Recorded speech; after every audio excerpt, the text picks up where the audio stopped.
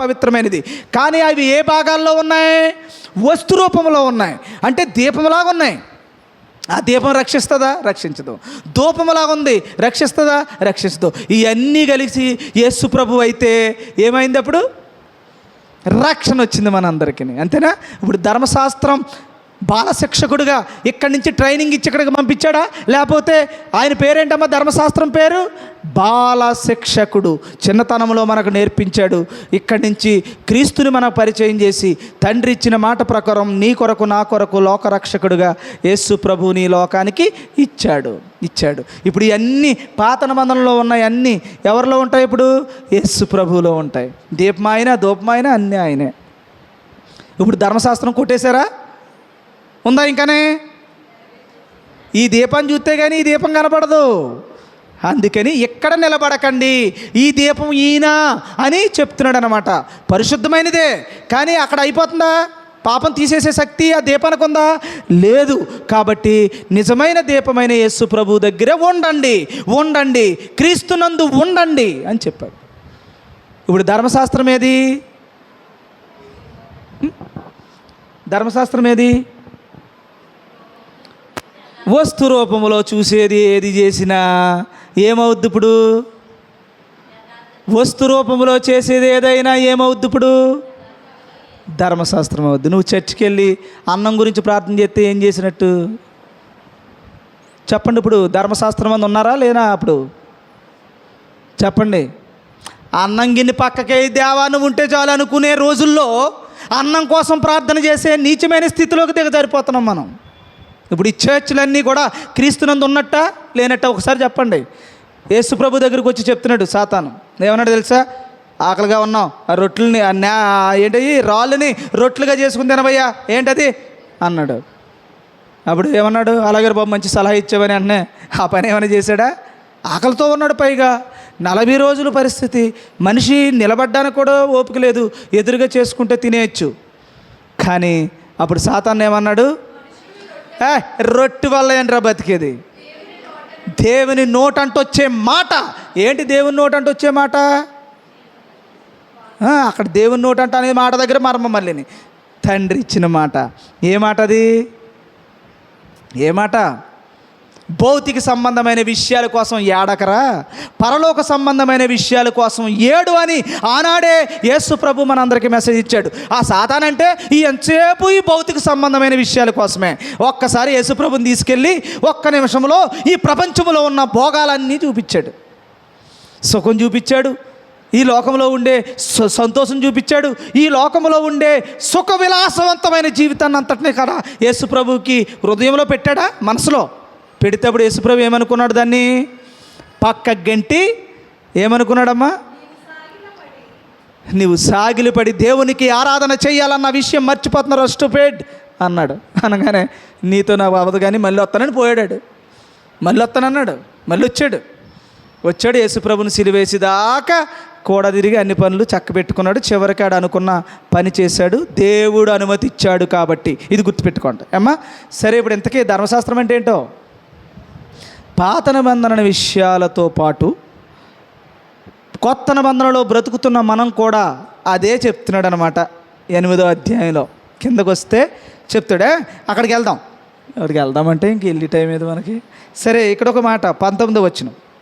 నేను చేయగోరు మేలు చేయక చేయగోరని కీడు చేయుచున్నాను అంతరంగ పురుషుని బట్టి. అమ్మ, ఇవన్నీ వివరించడానికి చాలా టైం పట్టిలా ఉంది.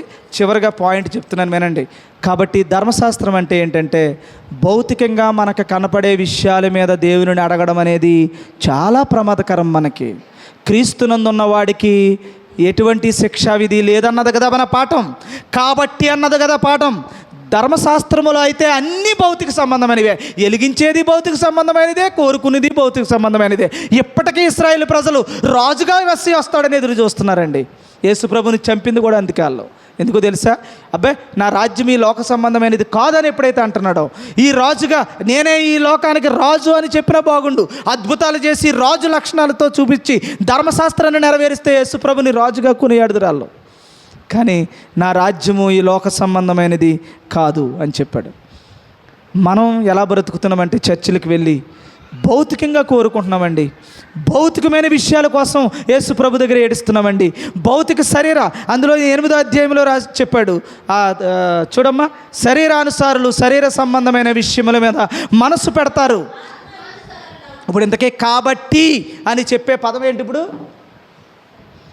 శరీరాన్ని అనుసరించి నడిచే ప్రజలారా, మీకు ఎలాగొస్తుంది శిక్షావిధికి మీరు పరిగెడుతున్నారే తప్ప మీరు కూడుకొనుట ఎందుకంట? మీరు కూడుకొనుట ఎందుకు? కీడుకే కానీ మేలుక. కూడుకున్నవాడు చేసే పని ఏం చేయాలి చెప్పండి? చూసారా చర్చలు ఎలా మారిపోయో? కూడుకోవాల్సింది ఎందుకు కూడుకున్నాడు? మీరు కూడుకున్నారమ్మా, ఎందుకు కూడుకున్నారు? ఇప్పుడు కూడికలో చెప్పండి, ఎందుకు కూడుకున్నారు చెప్పండి. అయిపోయింది, ముగించేస్తాం. ఇలా ముగించగానే మీకు ఎంత ఆనందంగా ఉంటుందో. బైబిల్ మూసాడు, అమ్మయ్య ఒక అంకం పూర్తయింది అన్నట్టు ఉంటుంది. చెప్పండి, చివరికి కన్క్లూజన్ అంతే.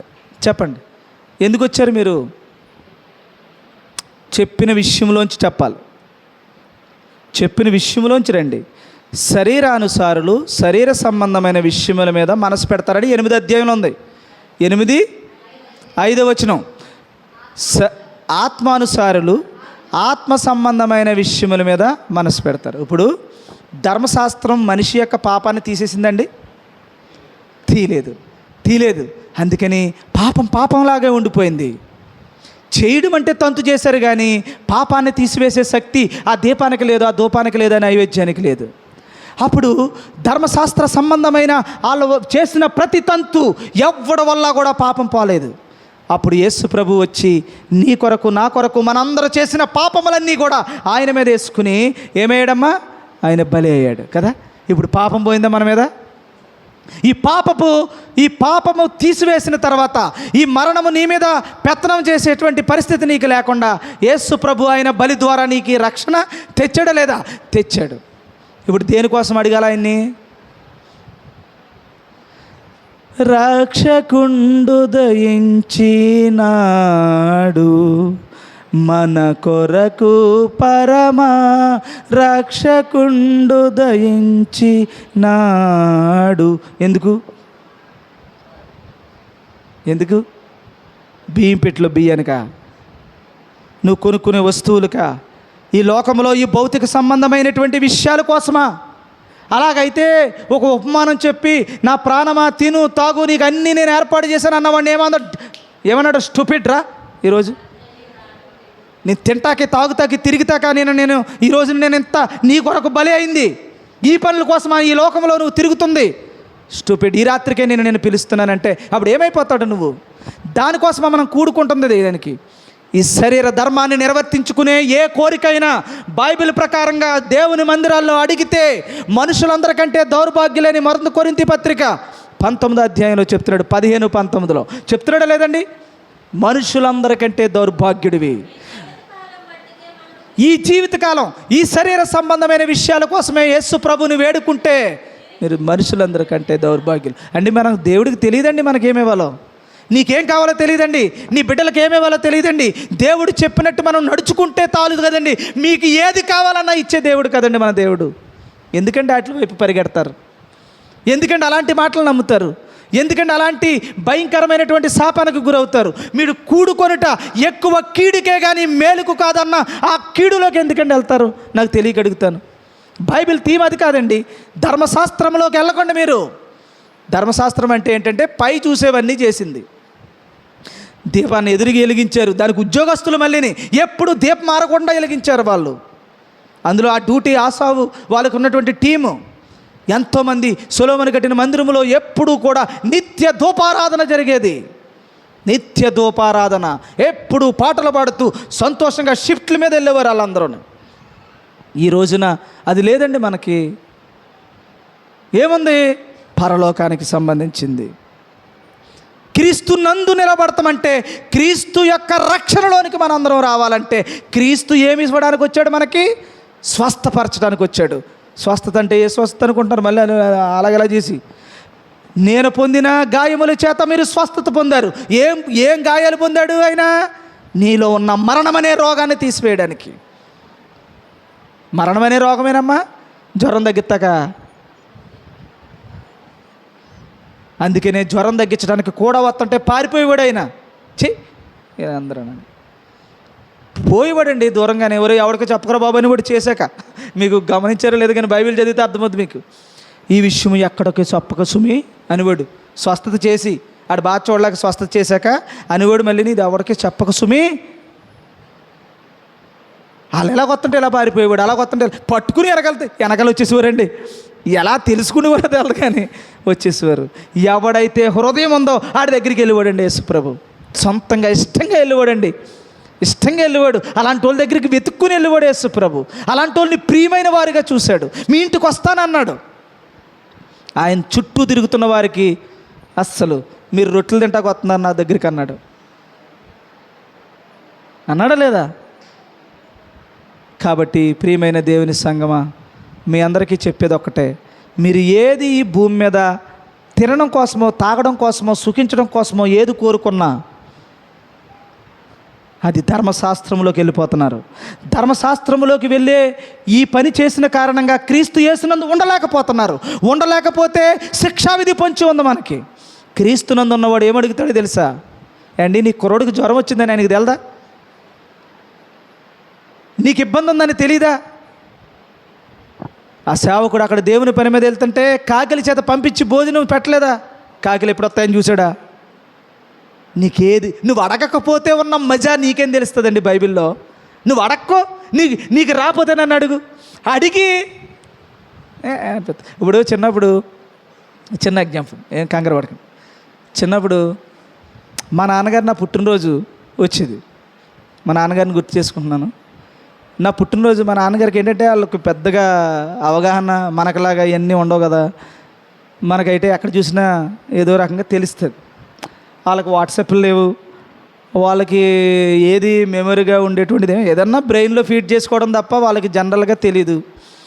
అలాంటి టైంలో నాకు ఏప్రిల్ వచ్చేస్తుందనేసరికి నేను ఏం చేసేవాడిని, మా నాన్నగారికి నేను ఎక్కడ దూరంగా ఉండేవాడిని, చదువుకుంటూ ఉండేవాడిని.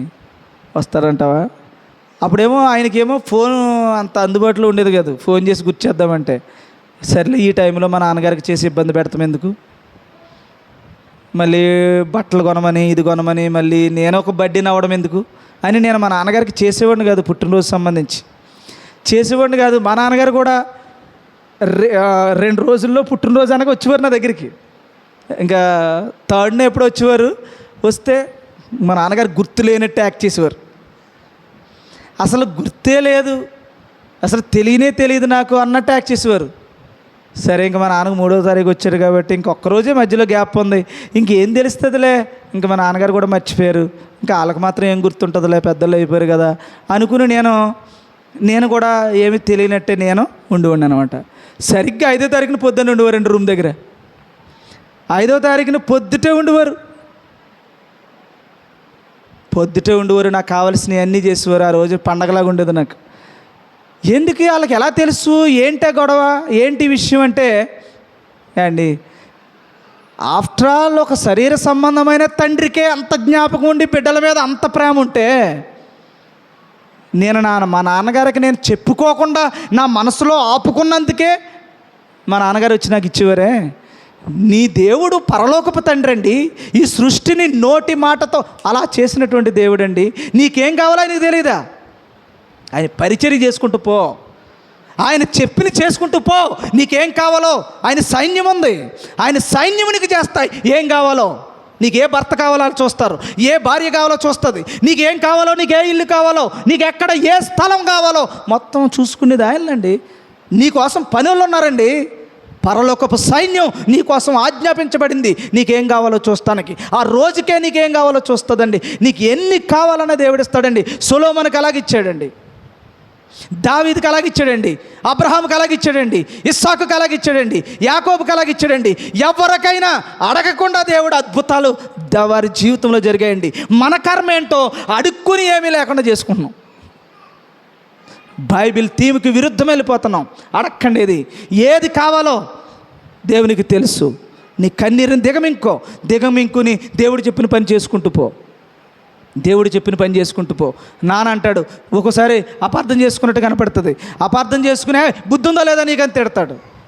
అప్పటికి నువ్వు అన్నం తిని ఉండవు. తినేసావా, మొత్తం తినేసావా అన్నాడు అనుకోండి. నిజానికి నువ్వు తినలేదు, అయినా సరే తిన్నానా నేను చూసావా అనుకో. లోపల దేవుడికి తెలుసు, సర్వాధికారి అని దేవుడు. నువ్వేది చేసినా దేవుడికి తెలియాలని చూసుకో. కానుకిస్తే దేవుడికి తెలియాలనుకో, పరిచయం చేస్తే దేవుడు తెలియాలనుకో, ఏది చేసినా దేవుడు చూడాలనుకో తప్ప మనుషులను అసలు నువ్వు వాళ్ళ చూడాలని ఏ కార్యము చేయకు. ఇప్పుడు ఎందులో ఉన్నట్టు నువ్వు అప్పుడు క్రీస్తు యేసునందు ఉన్నావు. ఉంటే ఉగ్రతే దూరం అయిపోతుంటే నీకేం కావాలో దేవుడు ఇవ్వడండి. అద్భుతం, జీవితం మారిపోద్ది. ద బెస్ట్ ఎగ్జాంపుల్ నేనే చెప్తున్నాను మీకు. ఏదైనా దేవుడు చూసుకుంటాడండి. అయితే ఏదన్నా మన దగ్గరికి రాలేదా, నీకు వద్దనుకున్నాం, మనం ఏదో అనుకుంటామండి, అంగా ఆ బాక్స్ ఉంటే బాగుండని. దేవుడికి తెలుసు అది ఉండడం వల్ల నీకు డేంజర్ అని. కొండది నీకు మంచో చెడో దేవుడు చూసుకుంటాడు. ఏదన్నా పని ఆగిపోయిందనుకో, వద్దనుకో, దేవుడి చిత్తంలో ఎప్పుడు ఉంటుందో అప్పుడే, అంతే తప్ప ఏది సొంత జ్ఞానంతో వెళ్ళొద్దు చెప్తున్నాను. చూసుకో, అక్కడ ఏదైనా ఆటంకం ఉందా, ఓహో దేవునికి ఇష్టం లేదు, ఓకే లీవ్ ఇట్.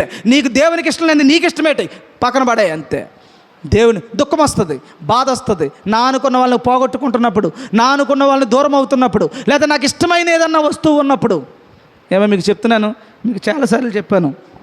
ఇదిగో ఇది 20,000 ఫోన్ అనమాట. ఇది ఏమ్మా, ఇది 1,30,000 ఫోను. ఐఫోన్ నేను వాడాలా అని పక్కన పెట్టి ఇందులో వేసాను సిమ్ తమ్ముడు, లోపల ఉన్న తీసి. ఎందుకు ఇది నా అవసరమా, ఏదో ఉపయోగం. ఇదేమో కూడా తిప్పుతలేదు, ఇది తిప్పుతున్నాను. ఇప్పుడైనా తమ్ముడు ఇది ఒకటి క్రియేట్ చేయాలి, ఏది యూట్యూబ్ ఛానల్ ఒకటి క్రియేట్ చేయాలనుకుంటే ఓటీపీ దీనికి వస్తుంది కాబట్టి పట్టుకుని వచ్చి ఇందులో కొన్ని బైబిల్ వేసాను, దానికోసం తిప్పుతున్నాను. ఇంకా గొప్ప కోసం తిప్పే రోజులు పోయాయి. ఇంకా ఒకప్పుడైతే సింబల్ కనపడతాయి. సింబల్ ఐఫోన్ వాడుతున్నానంటే ఎంతమంది అనుకున్నాం, ఇది కొన్న రోజుల్లో పెట్టు. ఏ గొప్పలో లేవు, ఇంకా ఏమీ లేదు, ఏది ఉంటుంది పెట్టుకోవత్తమే. కాబట్టి ఏది ఉంటుంది అక్కడ ఆ టైంకి అది ఉపయోగపడిందా లేదా, అంతే తప్ప ఏది దేవునికి విరుద్ధంగా వెళ్ళకండి. మళ్ళీ చెప్తున్నాను, భౌతిక సంబంధమైన ఏ విషయమైనా దాన్ని ఈక్వల్ టు ఏం చెప్పాడంటే 8వ అధ్యాయంలో శరీర సంబంధమైనటువంటి మనుషులు శరీర సంబంధమైన విషయముల మీద మనస్సునుంతురు, ఆత్మ సంబంధమైన బిడ్డలు ఆత్మ సంబంధమైన విషయముల మీద మనస్సునుంతురు. ఇప్పుడు ఆత్మ సంబంధమైనది అంటే ఏంటి, ఇక్కడ క్రీస్తునందు ఉండడం. క్రీస్తునందు ఉండడం అంటే ఏంటి, పరలోక సంబంధమైనటువంటి వాటికి అండ్ అప్పుడు కొన్ని రూల్స్ ఉన్నాయి మనకి. ఇప్పుడు ఈ రూల్స్లోకి వెళ్ళాలి.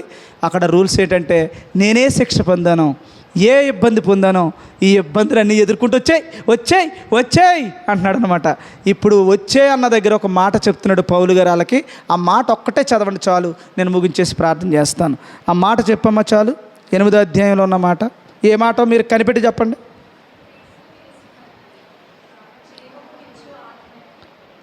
మాట చెప్పాలి, కరెక్ట్గా చెప్పండి. మన పొజిషన్ చెప్తున్నాడు. ఇప్పుడు మనం చేయాల్సిన పని చెప్పేస్తున్నాడు. ఆ మనం చేయాల్సిన పని ఏంటో చెప్పండి. 34వ వచనం, నీతిమంతులుగా తీర్చువాడు దేవుడే, శిక్ష విధించువాడు ఎవడు, మనకు శిక్ష విధించే దమ్మున్నవాడు ఎవడు అని అడుగుతాడు. ఇందాక అక్కడ చెప్పింది ఎవరు, ఏమన్నాడు, ఎటువంటి శిక్షా విధి నీకు లేదు, నా యందుండు, క్రీస్తు యేసునందుండు. క్రీస్తులో ఉంటే తండ్రి కనపడతాడు మనకి క్రీస్తులోని తండ్రి కనపడతాడు, క్రీస్తు కనపడతాడు, ఆత్మ కనపడుద్ది. కొందకైతే ఎవరు కనపడతలేదు ఒకలే. సరే, అక్కడ ఏంటమ్మా చదవండి. నీతిమంతుడుగా తీర్చువాడు దేవుడే, శిక్ష విధించువాడెవడు, చనిపోయిన క్రీస్తు యేసే. అంతేకాదు, మృతుల్లో నుండి లేచిన వాడును, దేవుని కుడిపార్శ్వమున ఉన్నవాడును, మన కొరకు విజ్ఞాపనము కూడా చేయువాడును ఆయనే క్రీస్తు. తండ్రి దగ్గర ఉన్నాడట, ఎప్పుడు నీ గురించి ప్రార్థనలు చేస్తున్నాడట యేసు ప్రభు తండ్రికి. ఏమని విజ్ఞాపన చేస్తున్నాడట. ఇదిగో కింద చిన్నబాబు ఉన్నాడు, ఆ చిన్నబాబుకి ఇదిగో ఇది అవసరం అని అంటుంటే గ్రాంటెడ్ సమస్తము విజ్ఞాపన చేస్తున్నాడట యేసు ప్రభు. తండ్రి కుడిపార్శ్వమున కూర్చుని ఉన్నాడా లేదమ్మా, తండ్రి కుడిపార్శ్వమున అనే పదం ఉందా. అప్పుడు క్రీస్తు యేసునందు ఉన్న వాళ్ళందరికీ క్రీస్తు ద్వారా మనకి ఈ లోకములు అన్నీ జరుగుతున్నాయి. చదవమ్మా, అయిపోయింది.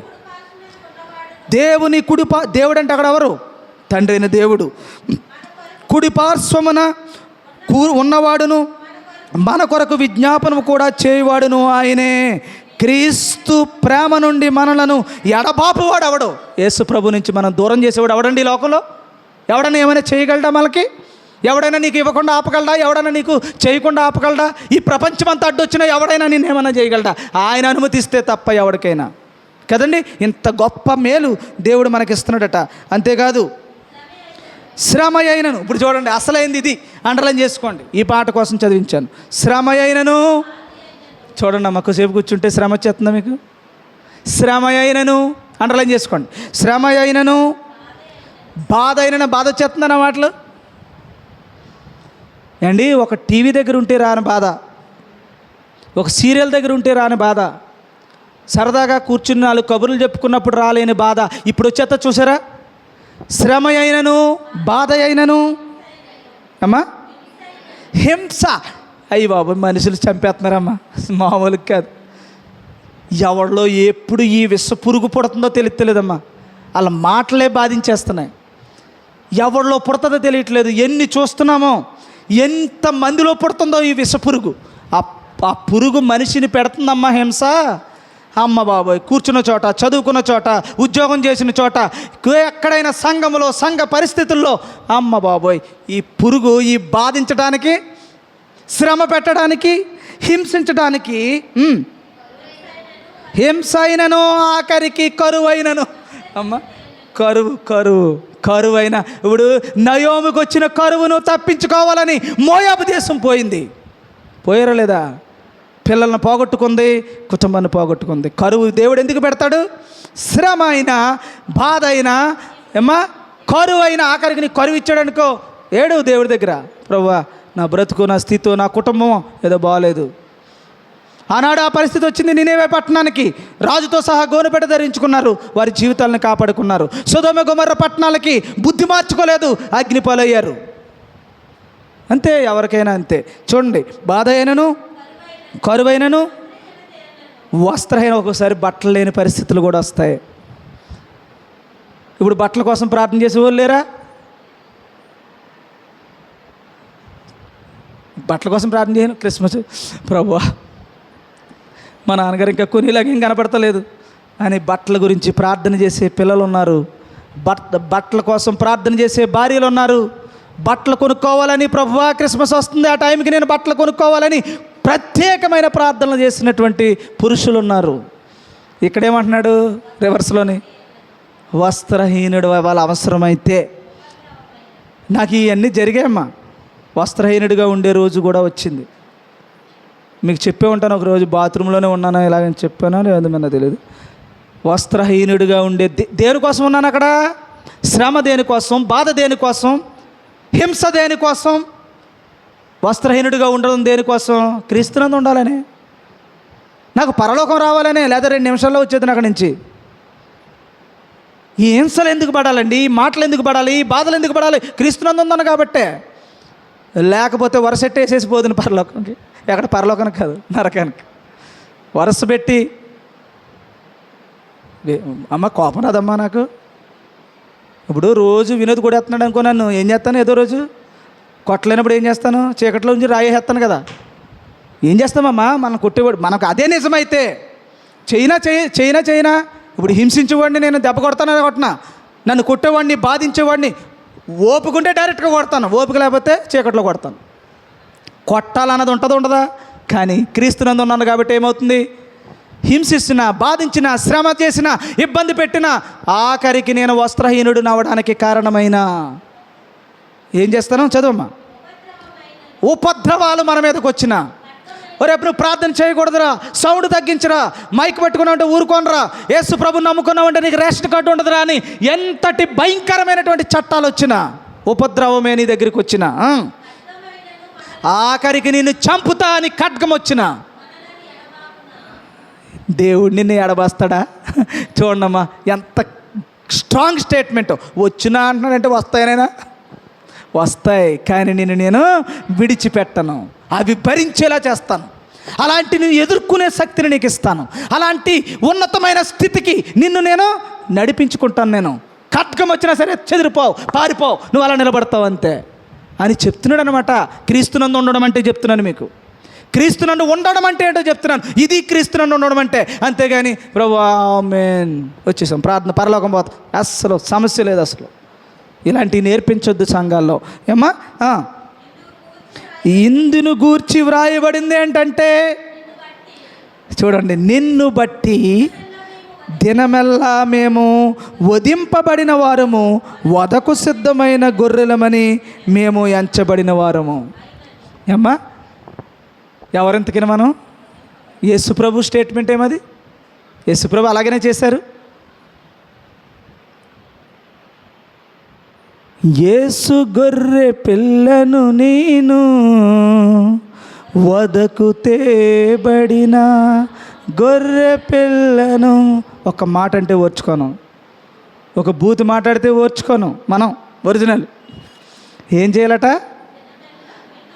నిన్ను బట్టి. ఎవరిని బట్టి? నిన్ను బట్టి దినమెల్లా మేము వధింపబడిన వారము. దినమెల్లా వధిస్తారట. ఏమైనా గ్యాప్ ఎవరా? అందుకనే కారులో ఉన్న మనశ్శాంతి ఉండదండి. కారులో ఉన్న వీళ్ళ వల్లే.